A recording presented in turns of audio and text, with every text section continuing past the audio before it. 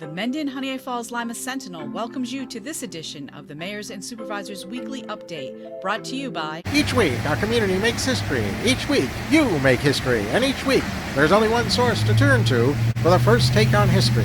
You know what that is? Subscribe to the Sentinel right now to discover the history being made in your own backyard. The Mendon-Honeoye Falls-Lima Sentinel. More than just your news, it's your history. Hey, welcome everyone to this week's edition of the Mayors and Supervisors Report.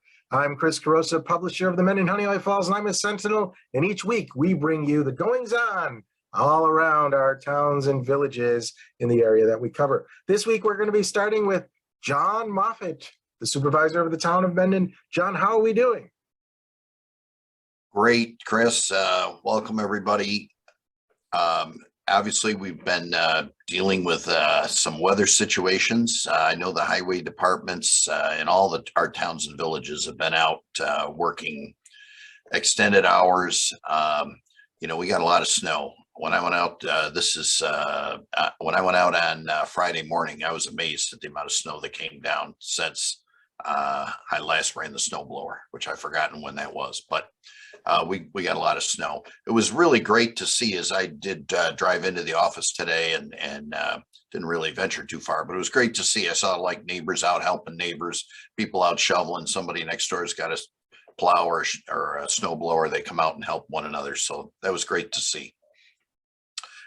Did want to mention, to extend upon what I mentioned last week about dogs. So, we've had this problem throughout the county with dog control, and sure enough, we've kind of been holding on here, and we had a lost dog on last weekend, on Sunday, actually. So our dog control officer was called on Clover Street by Mendon Ponds Park. He secured the dog. The dog had a collar. The dog had a little blanket to stay nice and warm, but no owner, no phone number. So I want to encourage everybody who has a dog, please put your phone number, write it on the inside of the collar, make sure they're tagged, because once again, our main objective is to get the dog back for the owner. So long story short, the dog control officer had a very important engagement that he had to attend. So I went over and relieved him of the dog, drove around Mendon Ponds Park, tried to find the owner. Of no luck, ended up, still got me? Yep, ended up through extenuating circumstances having to keep the dog at the Mendon Highway Department for a few hours. Finally, we heard from the owner, and we got the dog back to the owner. But we're in the process of contracting with a kennel so that we can have a place to take lost dogs.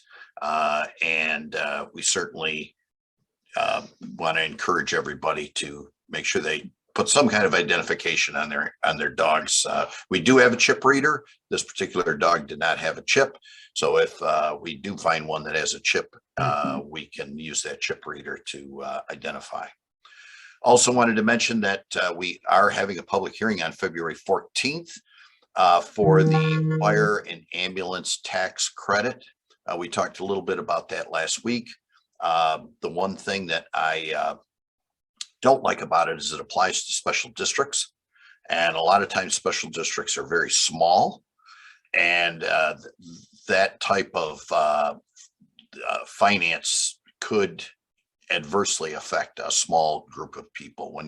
For us in the town of Mendon with our tax rate, it's about $4,000 that we're still going to collect, but we're going to collect it from everybody else, so to speak. It kind of spreads out that financial contribution.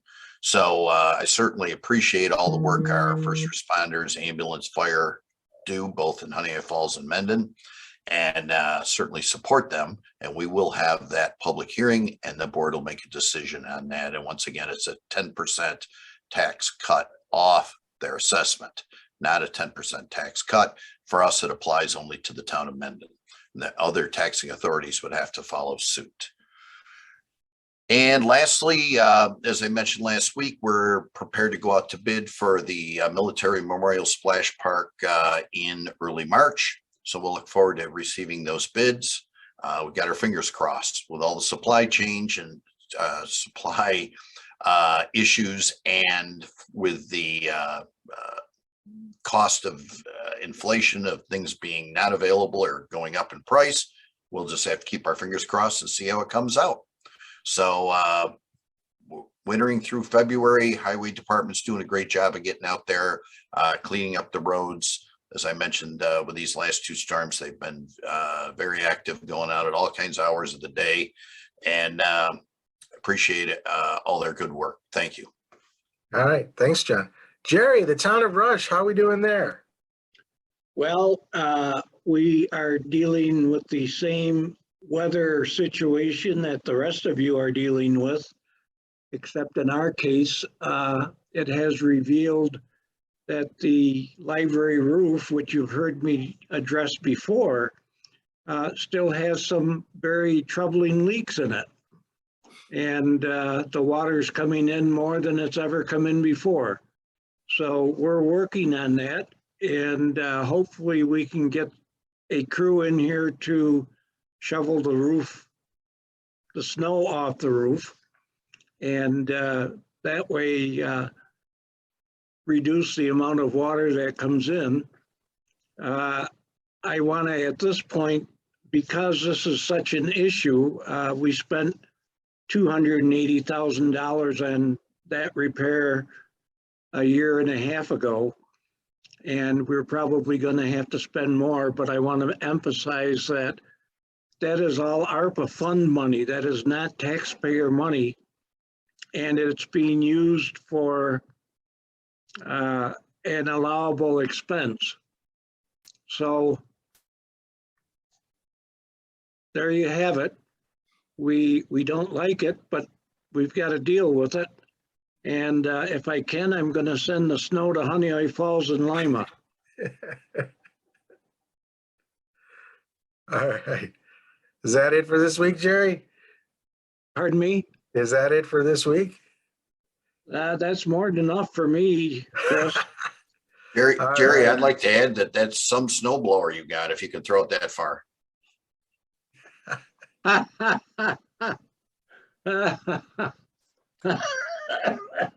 All right. Boy. So, all right, Jerry. Well, yeah, keep us up to date on that. Mike, town of Lima, how we doing there? Well, things are much the same as every place else. Lots of snow. Please don't park in the roads. Please do not push your snow across the street or road. Even if you own the road on the property on the other side, low axle vehicles have a hard time with all of the snow that you leave in the street. The town and the village are not responsible for you leaving snow in the street. And if you cause an accident or some other issue, it is all on you. Please be kind to your neighbors. Do not push your snow across the street. The Light Up Livingston project is starting to kick off. This has taken a couple of years to get all of the players in place and all the pieces with the USDA and all that. So once again, if you live anywhere in the town of Lima, including the village, please go on to the empireaccess.com website, click sign up for service, and let them know that you want them to come to your home. Of course, the Village of Lima does have a separate project that they have dovetailed in kind of with the same vendors and all of that, which will also be happening very quickly. So it'll be good news, gigabit service to every home and business, and a lot of the hassles of the current providers will be gone. It is the town of Lima's policy to purchase a new plow truck every 5 years.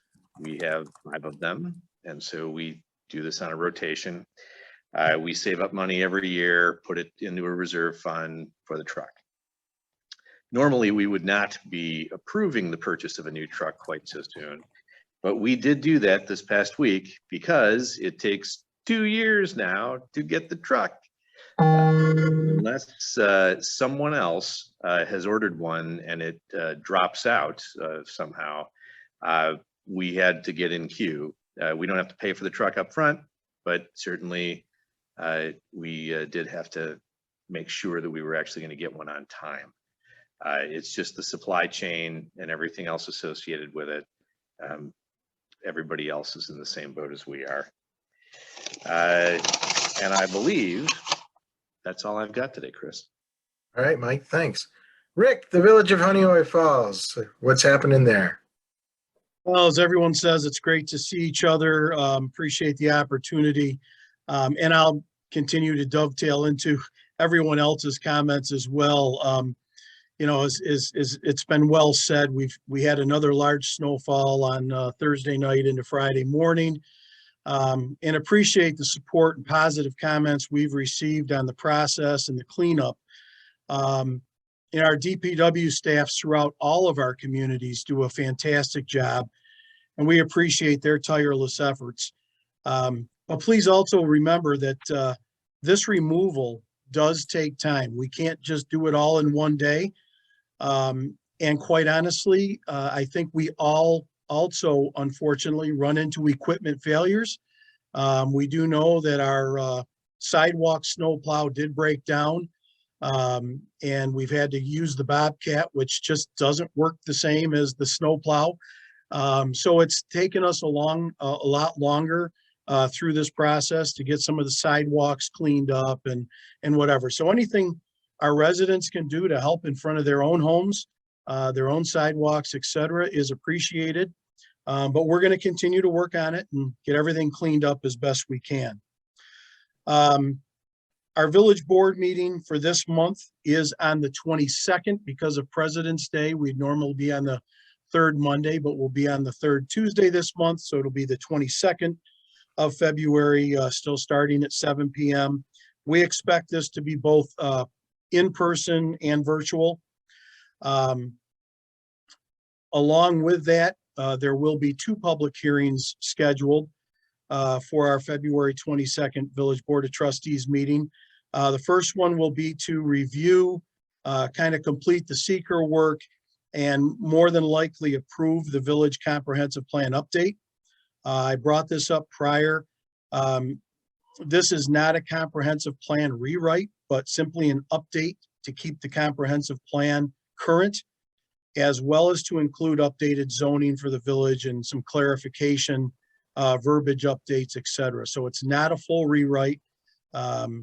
We really don't feel that there's anything in there that any businesses or anyone would have any real concern with. It's really just an update. We want to make sure that that is updated every 5 to 7 years or so. As Supervisor Moffett had already talked about, our second public hearing will be to discuss and then again potentially approve a new local law for the village, providing a village property assessment discount for Honeoye Falls volunteer firefighters and EMS members. These volunteer firefighters or volunteer EMS members will have had to have actively served for 2 years to be eligible, and are currently serving as active volunteers, fire police, or EMS medics. Along with that, members of these departments, volunteer members of these departments that have served for a minimum of 20 years in the aforementioned capacities would automatically be provided the property assessment reduction within the village of Honeoye Falls, as long as they own and live in the dwelling within village limits. And they would have that assessment reduction for life. Again, this is a village tax assessment only. As Supervisor Moffett has already talked about, the county, the town, and the school districts would need to pass their own local laws or legislation.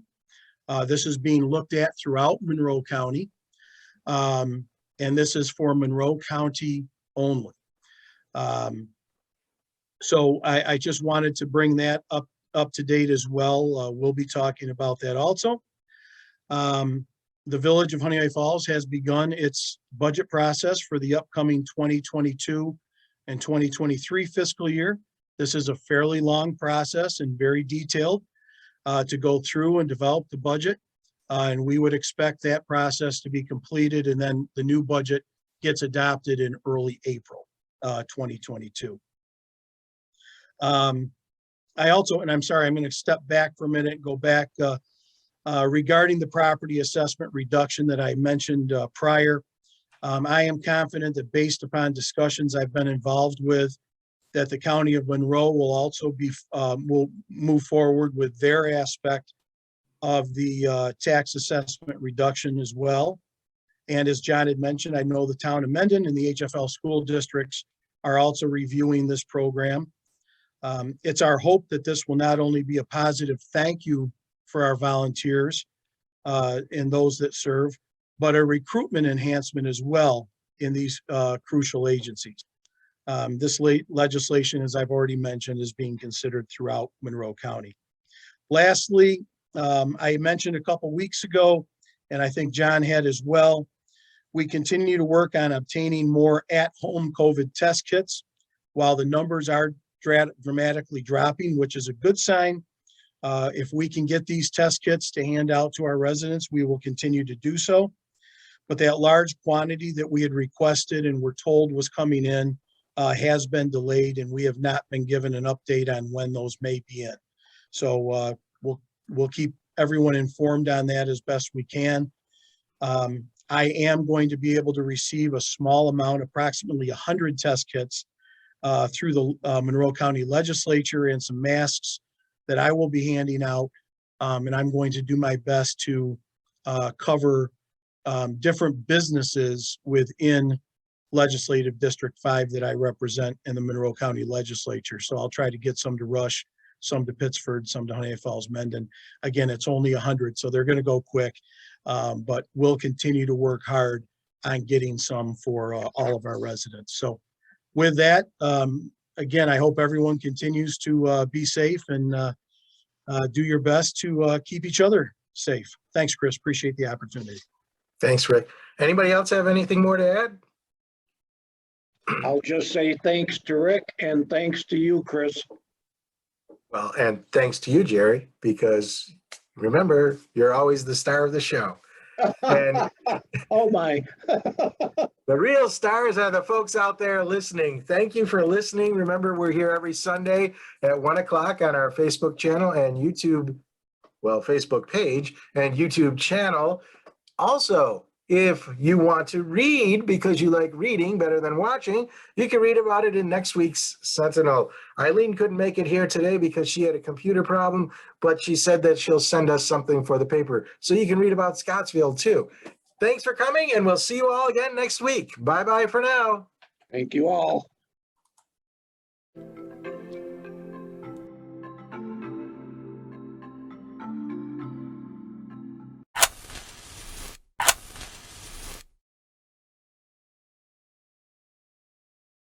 Imagine yourself communicating with a difference. Pan-Dimensional Solutions helps you do this. Whether live spectator events, taped broadcasts, or real-time audience-engaging programs, you can benefit immediately from the tools Pan-Dimensional Solutions will share with you. Do you want to make a difference? Contact us at pandimensional.com.